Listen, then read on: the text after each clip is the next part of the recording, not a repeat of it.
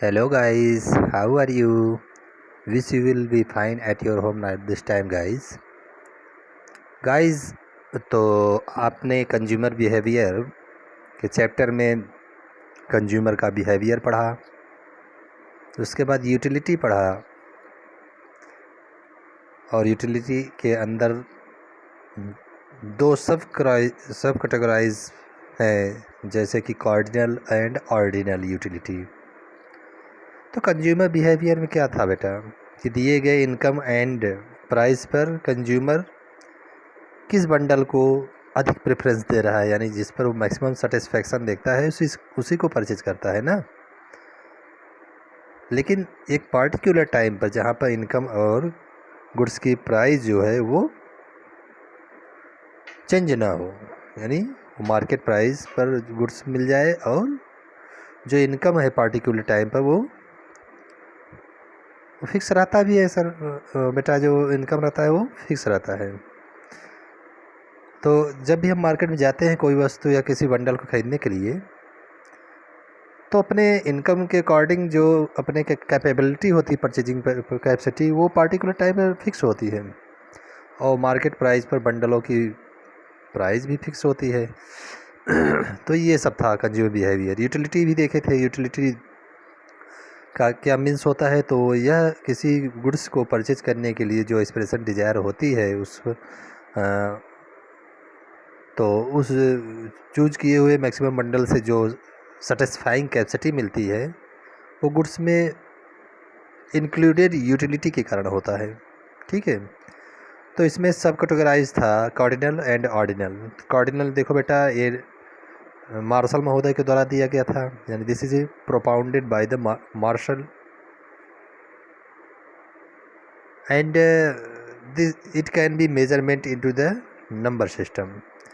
अब इसको समझने से पहले marginal utility and total utility भी समझना होगा। तो मार्जिनल यूटिलिटी बेटा, every additional units when we consume every additional unit of any goods commodities we found the marginal utility, and the addition of total amount of the commodities is called total utility। इसको graph के through भी देखे थे कि जैसे जैसे किसी वस्तु की एडिशनल इकाई कंज्यूम करते जाते हैं तो सक्सेसिव क्रम में एवरी यूनिट से मिलने वाली यूटिलिटी जो है, यानी मार्जिनल यूटिलिटी, वो डिक्रीज़ होती जाती है और ये डिक्रीजिंग रेट से डिक्रीज़ होती है, यानी घटती दर से घटती जाती है। सो marginal utility curve you can see in the figure 2.1 downward sloping. और एक टाइम पर जब यूटिलिटी ज़ीरो हो जाती है उसके बाद भी हम कोई यूनिट कंज्यूम करते हैं तो उससे मिलने वाली डिस यूटिलिटी प्राप्त होती है, जो 6 यूनिट पर आप देख सकते हैं, जो कि निगेटिव में है। तो मार्जिनल यूटिलिटी, जो वस्तु की प्रत्येक इकाई हम कंज्यूम करते हैं उससे मिलने वाली जो मार्जिनल यूटिलिटी है वो डिक्रीज होती जाती है, वो भी डिक्रीजिंग रेट से। और इसी के रीजन से टोटल यूटिलिटी जो इंक्रीजिंग रेट से डिक्रीजिंग रेट से इंक्रीज हो रही है, अपवर्ड्स की तरफ इंक्रीज हो रही, बट डिक्रीजिंग रेट से। और जहाँ पर मार्जिनल यूटिलिटी ज़ीरो हो जाती है वहाँ पर टोटल यूटिलिटी मैक्सिमम होकर के डिक्रीज होने लगती है। तो यह क्यों मार्जिनल यूटिलिटी डिक्रीज हो रही है, इसका रीज़न है law of diminishing marginal utility. देखिए उसके अब थियोरी के जो law of diminishing marginal utility है उसी के अकॉर्डिंग यहाँ पर एक डिराइव किया गया है डिमांड कर, जो मार्शल महोदय का दिया गया कार्डिनल यूटिलिटी का डिमांड कर है। तो इससे वही है कि जैसे जैसे हम एवरी यूनिट का नेक्स्ट यूनिट का हम कोई कम्योडिटी कंज्यूम करते हैं तो उससे मिलने वाली जो यूटिलिटी है वो डिक्रीज़ हो जाती है, यानी एवरी यूनिट पर हमें डिक्रीजिंग रेट से यूटिलिटी प्राप्त होती है। इसलिए हम अधिक से अधिक इकाइयों का त्याग करना चाहते हैं। और ये किस पर बेस है डिराइव ऑफ डिमांड कर, मैं अपने हैंड रिटेड नोट्स में आपको दिखाया था कि मार्जिनल यूटिलिटी प्राइस के बराबर होती है तब तक कंज्यूमर भाग पर सॉरी इक्विलिब्रियम में रहता है। उसके बाद मान लेते हैं दो कंडीशन और जहाँ पर इक्विलिब्रियम नहीं है, मार्जिनल यूटिलिटी एक फर्स्ट कंडीशन है ग्रेटर देन प्राइस और second condition marginal utility is less than price. तो देखो बेटा, कोई भी उपभोक्ता कीमत से अधिक जिसमें सीमांत उपयोगिता दिखती है उस वस्तु में मिलती है उसे, तो वही बंडल यानी उस यूनिट को तुरंत वो परचेज करता है। और जिस वस्तु के लिए वह ज़्यादा उपयोगी समझता है, अगर उसकी सीमांत उपयोगिता कीमत से कम मिलती है तो कभी उस बंडल को नहीं परचेज करता। तो इस दौरान जब सीमांत उपयोगिता कीमत से कम होती है तो वह अधिक से अधिक वस्तुओं का त्याग करता है, और त्याग करेगा तो उसकी सीमांत उपयोगिता बढ़ जाएगी और जाकर के कीमत के बराबर हो जाएगी।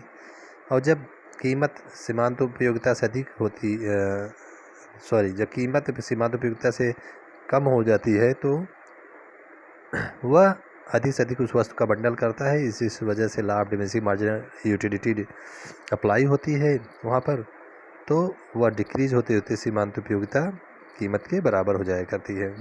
ऑर्डिनल यूटिलिटी बेटा या हिक्स एंड एलन के द्वारा दिया गया है।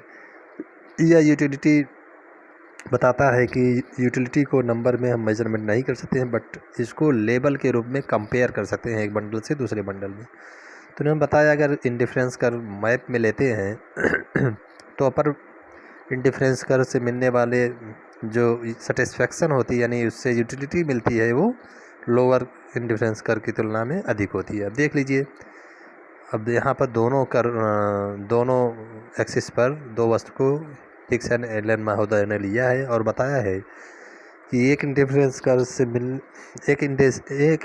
कर्व पर दिखाए गए जो वेरियस बंडल हैं वो एक सेटिस्फेक्शन लेवल को प्राप्त कराते हैं। यानी कंज्यूमर किसी बंडल को परचेज करेगा ए बी सी डी उससे मिलने वाली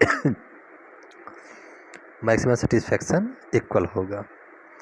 तो जैसे जैसे किसी वस्तु की नेक्स्ट यूनिट कंज्यूम करते जाते हैं वैसे वैसे दूसरी इकाई की यानी दूसरे वस्तु की त्यागने की दर घटती जाती है। यानी पहली इकाई का कोई वस्तु का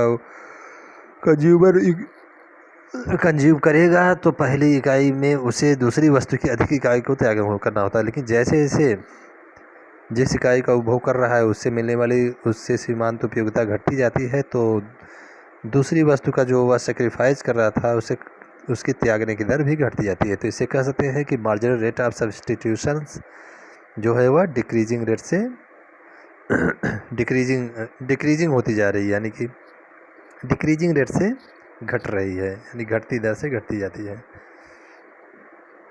पहले मान लीजिए 3 इकाई त्याग करना पड़ता था कि बनाने की 1 इकाई प्राप्त करने के लिए, तो दूसरी जब इकाई नेक्स्ट इकाई बनाने का कंज्यूम करते 2 ही त्यागनी पड़ रही है। तीसरी इकाई जब बनाने का जब कंज्यूम करते तो 1 ही त्यागनी पड़ रही है मैंगो की।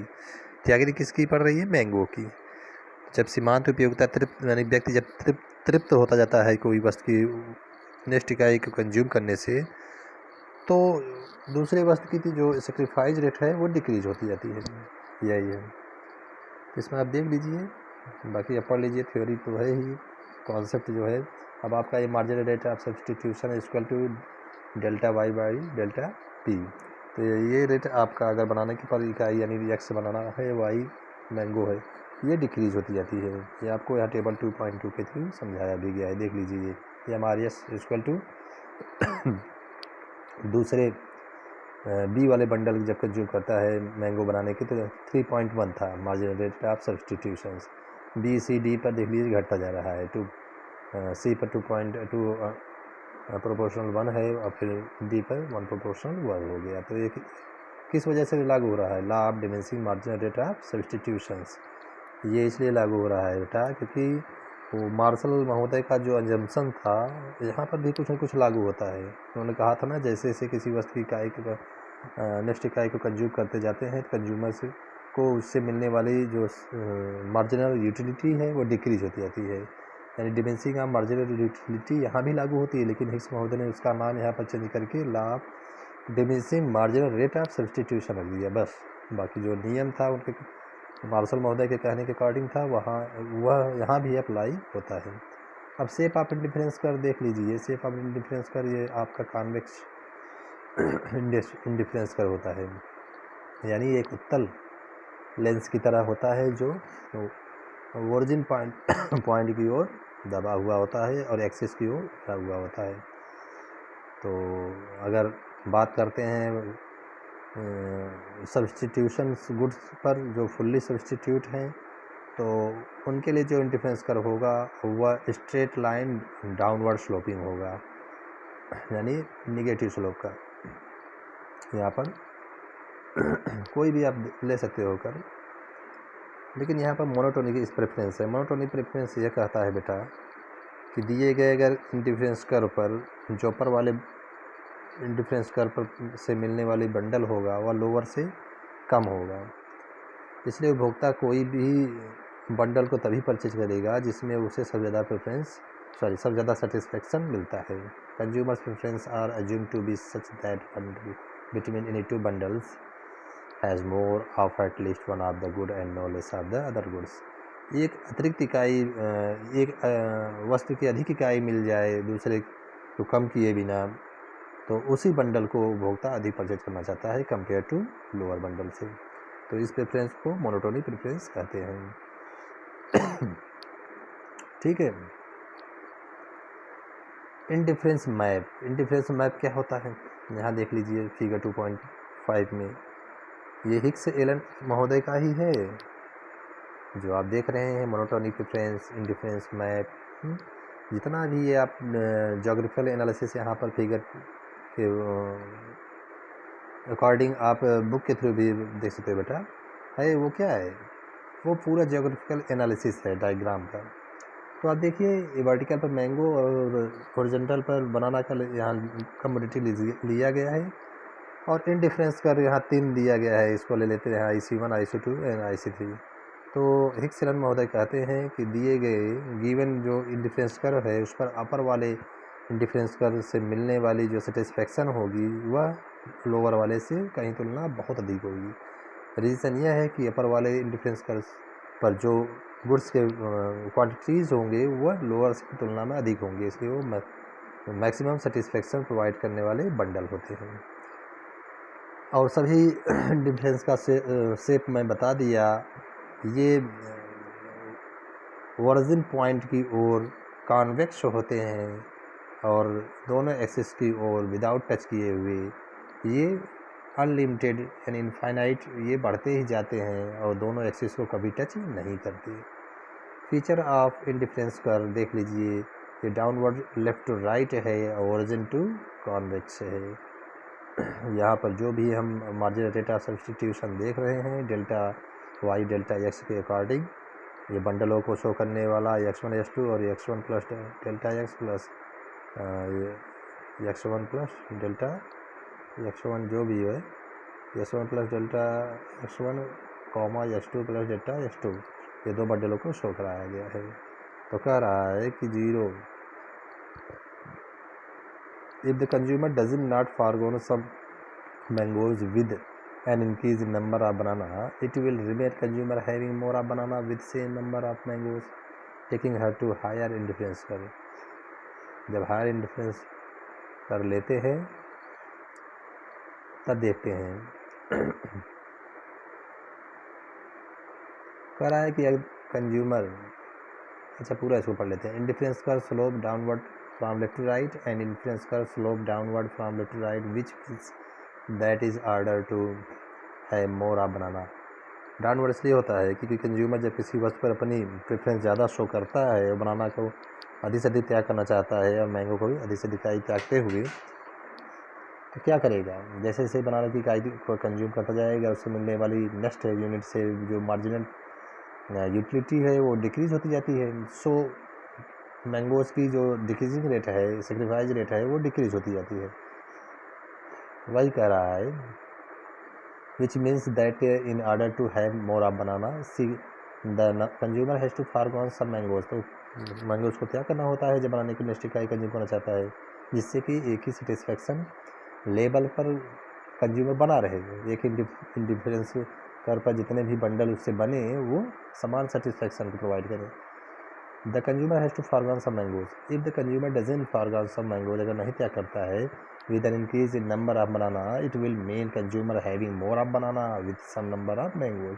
तो क्या करेगा, ये तो मोनोटोनिक प्रेफरेंस हो जाएगा बेटा। अगर मैंगोज की इकाई नहीं सेक्रीफाइस कर रहा है, नहीं त्याग रहा है, तो बनाने की इकाई पर यूनिट से कंज्यूम करने से वो एक इकाई यानी कि एक वस्तु की यानी मैंगोज की कांस्टेंट रखते हुए बनाने की जब हम टेस्ट इकाई इंक्रीज करते जाते हैं तो लास्ट वाले बंडल से हमें सब ज़्यादा सेटिस्फैक्शन मिलेगा और ये मोनोटोनिक प्रेफरेंस हो जाएगा। Taking her to the higher indifference curve thus as long as the consumer is on the same indifference curve and increase in banana must be compensated by a fall in quantity of mangoes। तो ये कह रहा है कि indifference कर तभी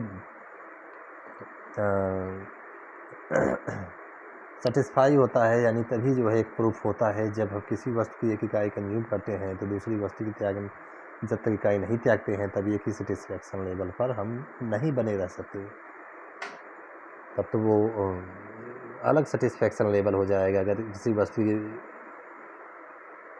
की unit को कांस्टेंट रखते हुए एक वस्तु की क्वांटिटी को मोर कंज्यूम करते जाते हैं तो एक ही सेटिस्फैक्शन का आपका इंडिफरेंस कर नहीं बनेगा। एक ही सेटिस्फैक्शन का इंडिफरेंस कर तभी बन सकता है बेटा जब किसी एक वस्तु की इकाई को कंज्यूम करते हैं तो नेक्स्ट वस्तु की इकाई को त्यागना पड़ता है। ये स्लोप ऑफ इंडिफरेंस कर्व है। Indifference curve slope downward and increase in demand of bananas along the indifference curve is associated with A decrease the amount of mangoes. जैसे से हम बनाने की इकाई को कंज्यूम करते हैं तो मैंगोज की इकाई को त्यागना होता है। जैसे जैसे बनाने से मिलने वाली सेटिस्फैक्शन फुलफिल होती जाती है तो मैंगोज की सेक्रीफाइस रेट वह डिक्रीज होती जाती है। वही है law of diminishing marginal rate of substitutions. ठीक है, ये है हायर इंडिफरेंस कर gives greater level of utility. अब हायर लेवल भी मैं बताया आपको अधिक यूटिलिटी इसलिए देता है इस पर आपको जो क्वांटिटीज़ होते हैं को कमोडिटीज़ को वो लोअर की तुलना में कहीं अधिक होते हैं। देखो यहाँ दिया गया है फिगर 2.7 में आप देख सकते हो कि जैसे ऐसे एक कांस्टेंट रेट पर जो मैंगोज की 10 इकाई है उसके बाद अगर जैसे ऐसे हमें डिफरेंस पर यहाँ IC1 IC2 IC3 देख रहे हैं तो IC1 पर एक बंडल मिल रहा है 10 मैंगोज, 2 बनाना मिल रहा है 10 मैंगोज, 3 बनाना मिल रहा है 10 मैंगोज। ये IC1 IC2 and IC3 curve पर है। तो कंज्यूमर आपका मोस्ट प्रेफरेंस कहाँ शो करेगा, सी वाले बंडल पर, क्योंकि उस पर मैंगोज की तो जो रेट है वो तो कांस्टेंट है लेकिन बनाने का यहाँ पर 3 यूनिट कंज्यूम करने को मिलता है। टू इंडिफरेंस कर कभी भी बेटा इंटरसेक्ट इसलिए नहीं होते हैं क्योंकि रीज़न ये है कि देखो इंडिफरेंस कर तो अलग अलग सेटिस्फेक्शन लेवल को शो करने वाले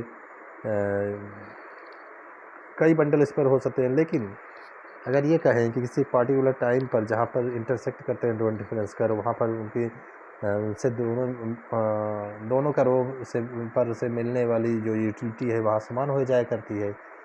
तो इसकी वजह से मान लीजिए B और C पॉइंट यहाँ IC1 IC2 है तो इससे भी यहाँ पर समान सेटिस्फेक्शन लेवल को दिखाता है जो ये कि गलत है, क्योंकि एक ही